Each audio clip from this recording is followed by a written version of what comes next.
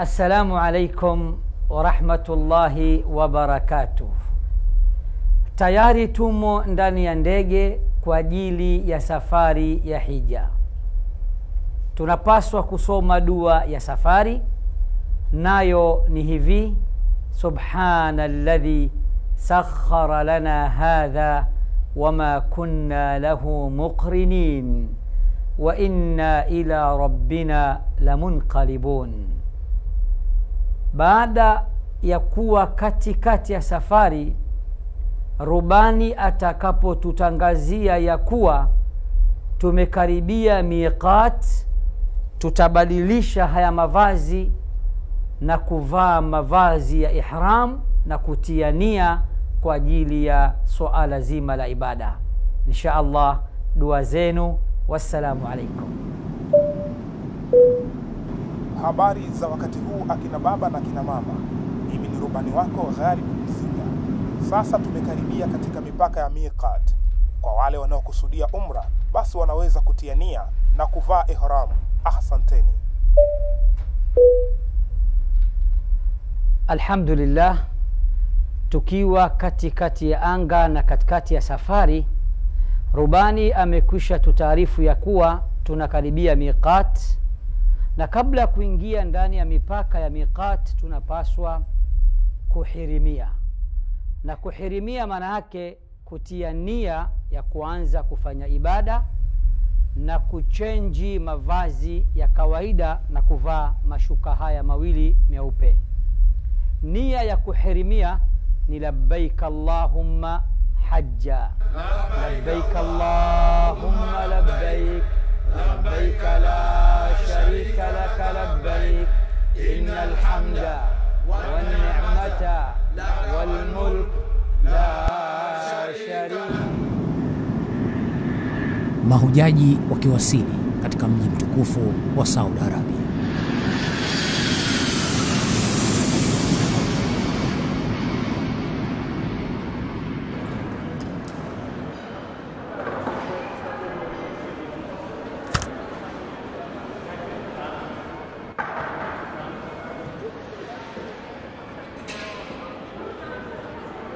Baada ya kukaguliwa, huingia ndani ya basi na msafara wa mahujaji huelekea hotelini. Tulipokuwa ndani ya ndege tulihirimia na kuvaa kama hivi, tukiwa tuna nia ya kwanza na ibada ya umra. Alhamdulillah, leo ni mwezi 8 yaumu tarwiyah, ambapo rasmi hija ndipo inapoanza. Tukiwa katika mji wa Makkah, tunahirimia sasa rasmi kwa ajili ya ibada ya hija. Na haji anatakiwa aingie bafuni, akoge vizuri na ajipambe vizuri. Baada ya hapo anavaa mavazi haya kwa kutia nia ya kuhiji, kwa kusema hivi: labbaik Allahumma hajja. Maana yake, ewe Allah, nimekuitikia leo rasmi kuanza kufanya ibada ya hija. Kisha ataanza kusoma labbaik Allahumma labbaik, labbaik la sharika laka labbaik, innal hamda wan ni'mata laka wal mulk la sharika lak. Na haji atakapovaa mavazi haya ni miko kufanya yafuatayo: hatakiwi tena kupaka manukato, hatakiwi kukata kucha, hatakiwi kukata nywele, hatakiwi kuposa, hatakiwi kuoa, hatakiwi kufanya tendo la ndoa akiwa na mke wake mpaka mwisho wa ibada ya hija. Sasa tunaelekea katika viwanja vya Mina kwa ajili ya kwenda kulala. Kesho yake tuamkie katika viwanja vya Arafa. Huu ni wakati ambao mahujaji hutoka Makka na kuelekea Mina. Hapa ndipo eneo linaloitwa Mina. Leo ikiwa ni mwezi 8 Dhulhijja, mahujaji wote tutalala katika mahema hayo, ambapo kesho yake mwezi 9 siku ya Arafa, asubuhi mapema tutaelekea katika viwanja vya Arafa. Labbaik Allahumma labbaik. Mtazamaji, ni asubuhi ya siku ya Arafa. Ni mapema kabisa ya alfajiri, nikiwa nimesimama mbele ya mahema ya Mina. Mahujaji asubuhi ya leo wote kama unavyoshuhudia tunaelekea katika viwanja vya Arafa. Tunatoka mapema sana kiasi hiki kwa sababu ya wingi wa watu na foleni za njiani na wingi wa magari. Na Arafa, katika viwanja vya Arafa tunategemea kwenda kuanza kusimama saa 6 mchana. Sasa mahujaji huanza safari ya kuelekea kwenye viwanja vya Arafa. Alhamdulillah, tumekushafika katika viwanja vya Arafa. Nguzo kuu ya ibada ya hija ni mahujaji wote kusimama katika viwanja vya Arafa. Na viwanja vya Arafa, sehemu ya viwanja hivyo ni kama unavyoshuhudia tulivyosimama sisi baadhi yetu. Mtume Muhammad sallallahu alayhi wasallam anatuambia alhajju Arafa, hija yote ni kusimama katika viwanja vya Arafa. Mahujaji zaidi ya masaa 6 hadi 7 tunategemea kusimama katika viwanja hivi vya Arafa, kila mmoja akimnyenyekea Mola wake mlezi. Kuna mwenye kusoma Qur'an, kuna mwenye kuomba istighfar, kuna mwenye kuomba tauba, kuna mwenye kuvuta uradi, kuna mwenye kuomba maombi yake mbalimbali, kwani imethibiti kwa Mtume Muhammad sallallahu alayhi wasallam pale aliposema ndo mchana pekee Allah anateremka kutoka mbingu ya 7 mpaka katika mbingu ya dunia, na ndio siku kuu ya kutoa msamaha kwa mahujaji wote. Kuna dua maalum ya kusomwa katika siku hii ya Arafa kwa sisi tuliopo katika viwanja hivi vya Arafa, na kwa wale ambao pia hawajajaliwa kufika katika viwanja hivi vya Arafa. Dua yenyewe ni hivi: la ilaha illa Allah wahdahu la sharika lah, lahul mulku wa lahul hamdu wa huwa ala kulli shay'in qadir. La ilaha illa Allah wahdahu la sharika lah, lahul mulku wa lahul hamdu wa huwa ala kulli shay'in qadir. La ilaha illa Allah wahdahu la sharika lah, lahul mulku wa lahul hamdu wa huwa ala kulli shay'in qadir.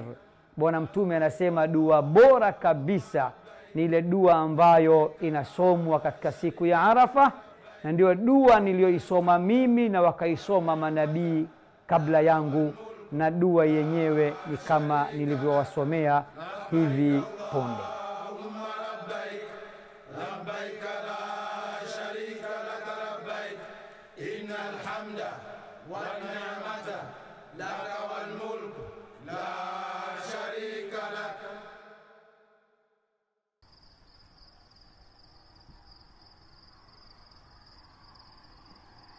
Jua hilo linatua na usiku unaingia. Naam, ndugu Waislamu, baada ya kutoka katika viwanja vya Arafa, tayari tumefika katika viwanja vya Muzdalifa, ambapo hapa Muzdalifa tunapaswa sote, kama unavyoona, tunatakiwa tulale hapa. Hakuna godoro, hakuna mito, hakuna vitanda. Ni kana kwamba tunakumbushwa juu ya siku ya ufufuo. Watu wote tumelingana, tumefanana, hakuna mfalme, hakuna kiongozi na hakuna mtu wa kawaida. Ili tuendane sambamba na utaratibu, usiku wa leo tunapaswa tulale juu ya changarawe katika eneo hili la Muzdalifa. Nami katika kutimiza wajibu nasema bismillah, naanza kulala na kupumzika, ili kesho yake tuamkie katika viwanja vya Mina kwenda kurusha mawe. Bismika Allahumma amutu wa ahya. Hapa mahujaji wote hulala Muzdalifa na kukipambazuka huokota mawe kwa ajili ya ibada ya jamaa. Alhamdulillahi alladhi ahyana ba'dama amatana wa ilayhi an-nushur. Tunamshukuru Allah aliyetufisha usiku katika usingizi na baadaye akaturudishia uhai wetu katika kutuamsha salama salmin. Tuko ndani ya siku ya Eid tukiwa tumeamka salama salmin katika eneo hili la Muzdalifa, na sasa tunaanza kuokota mawe 7 kwa minajili ya kuelekea katika viwanja vya Mina kwenda kurusha mawe katika Aqaba iliyo kubwa kabisa.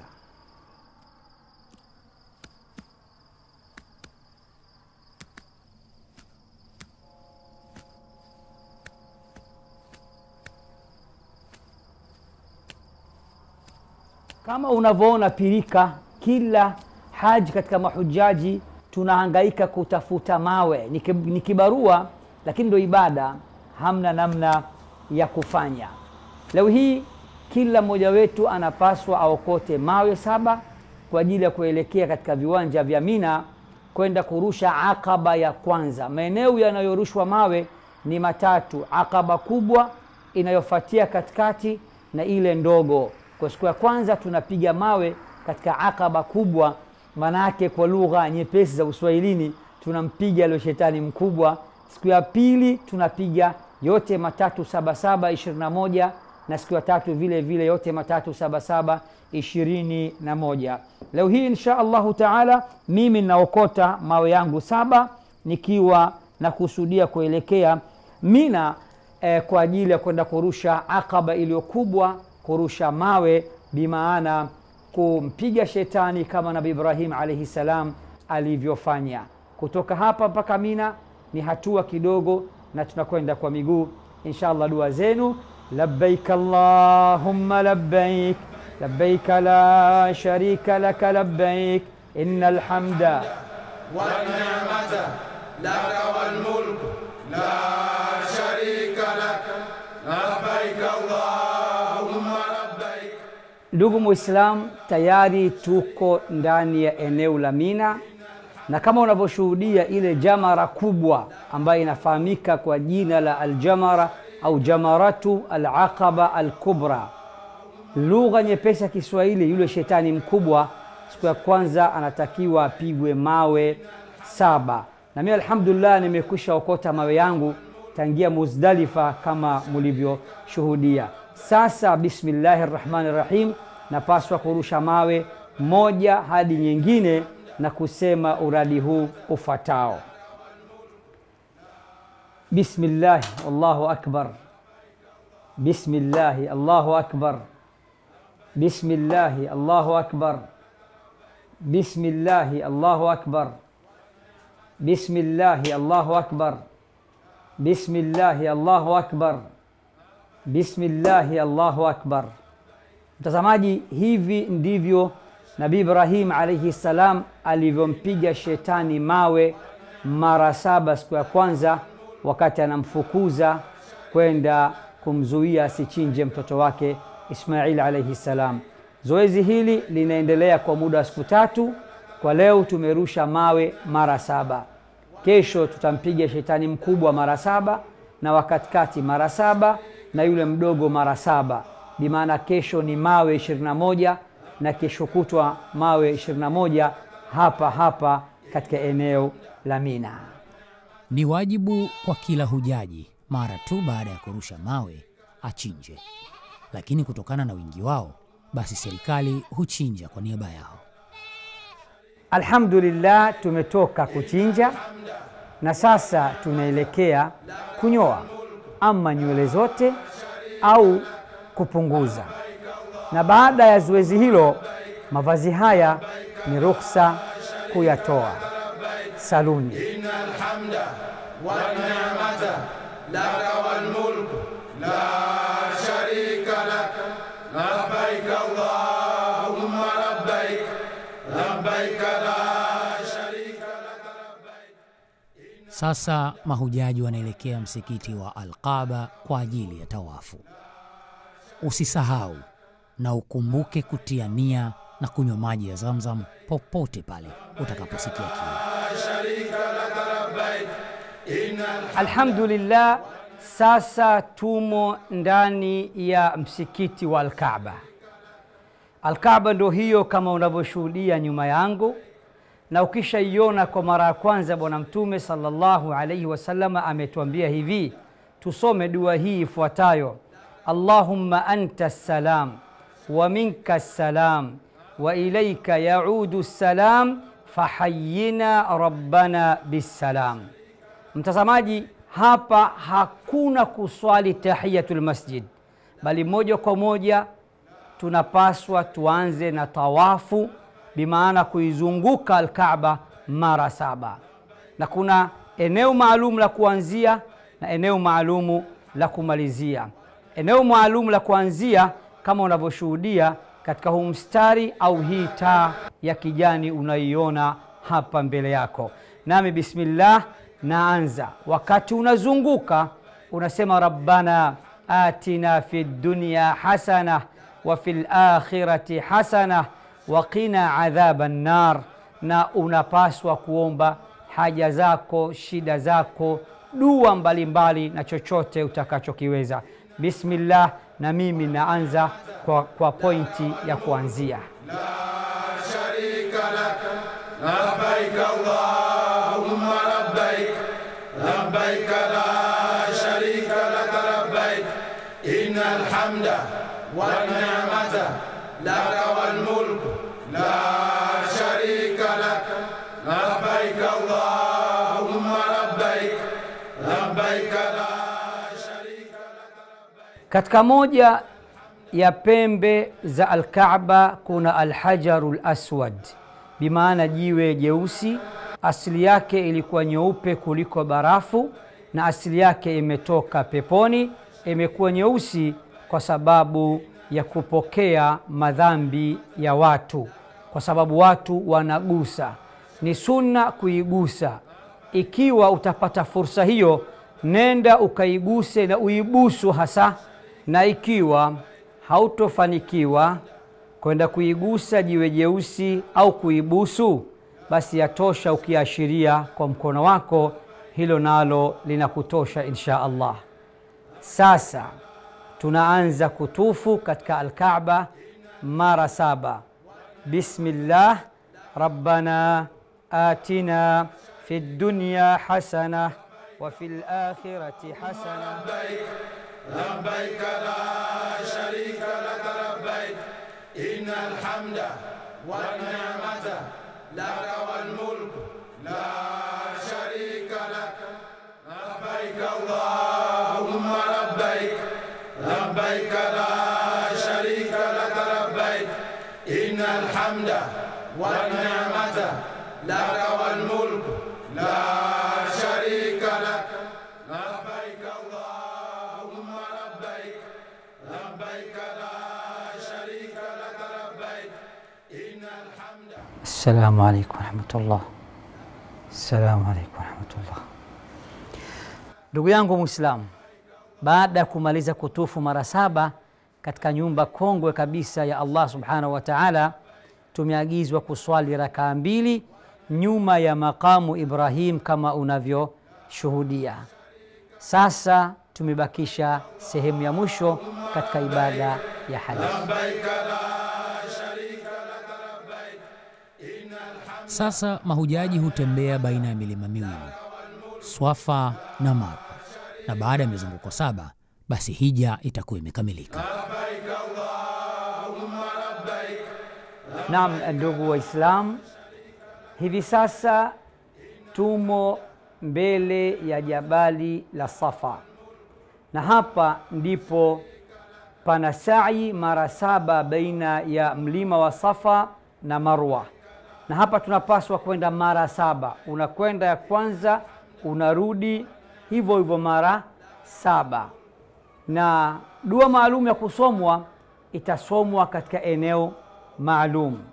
Mara zote wakati tunaenda tunatembea kwa kawaida, isipokuwa tu hapa penye alama ya taa ya kijani kama unavyoshuhudia, kidogo tunapaswa kuongeza mwendo, au kama tuna troti kidogo, na huku tunasoma dua iliyothibiti. Maji tunatembea kwa kawaida, tunapofika katika ishara hii tuna troti, tunasema inna safa wal marwata min sha'airillah faman hajja albayta innal hamda wan ni'mata laka wal mulk la sharika lak wan ni'mata laka wal mulk la sharika lak labbaik allahumma labbaik labbaik la sharika lak labbaik innal hamda wan ni'mata laka wal mulk la sharika lak labbaik allahumma labbaik labbaik la sharika lak labbaik innal hamda wan ni'mata laka wal mulk. Allah atukubalie hija zetu na atutakabalie dua zetu. labbaik allahumma labbaik labbaik la